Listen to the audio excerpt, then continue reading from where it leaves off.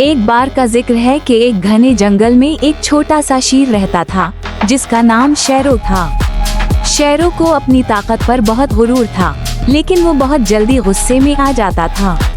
एक दिन शेरो ने सुना कि जंगल में एक नया खतरनाक जानवर आया है। जंगल के सब जानवर इससे बहुत डर रहे थे। शेरो ने फैसला किया कि वो इस जानवर को शिकस्त देगा और सबको दिखा देगा कि वो कितना बहादुर है।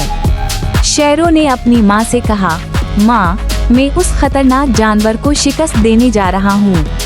उसकी माँ ने कहा, बेटा, हिम्मत बहुत अच्छी बात है, लेकिन सिर्फ ताकत ही सब कुछ नहीं होती। कभी कभी दिमाग और सब्र से भी काम लेना पड़ता है। लेकिन शेरो ने माँ की बात पर ध्यान नहीं दिया और जंगल के अंदर चला गया। वो चलते चलते उस जगह पहुँचा जहाँ सबने खतरनाक जानवर को देखा था। अचानक झाड़ियों में से एक बड़ी, तेज नजर आने वाली शेरनी निकली। वो बहुत गुस्से में लग रही थी।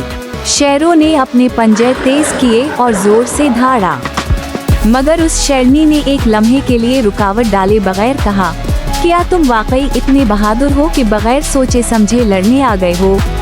क्या तुम जानते हो तुम्हारे जैसे कितने शेरों ने पहले ही मुझसे लड़ने की कोशिश की है? शेरो थोड़ा हैरान हुआ।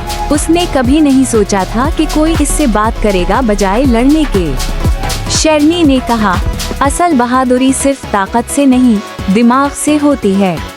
अगर तुम सच में जंगल के बादशाह बनना चाहते हो तो तुम्हें सब्र और समझदारी से काम लेना होगा। शेरो ने पहली बार सोचा कि शायद उसकी माँ सही कहती थी। उसने अपने पंजे नीचे किए और कहा, तुम सही कह रही हो।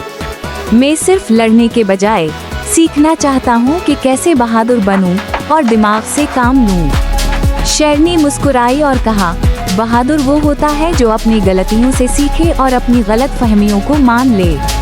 शेरो ने शेरनी का शुक्रिया अदा किया और वापस जंगल की तरफ चल पड़ा।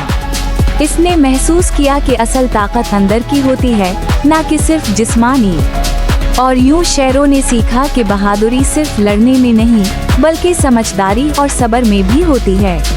वो वापस जंगल में आया और सब जानवरों को अपनी माँ की बात सुनाने लगा।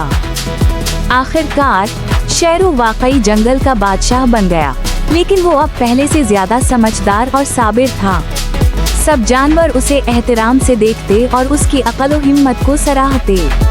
अखलाकी सबक, असल बहादुरी ताकत में नहीं, बल्कि सब्र, अक्ल और सही वक्त पर सही फैसला करने में है।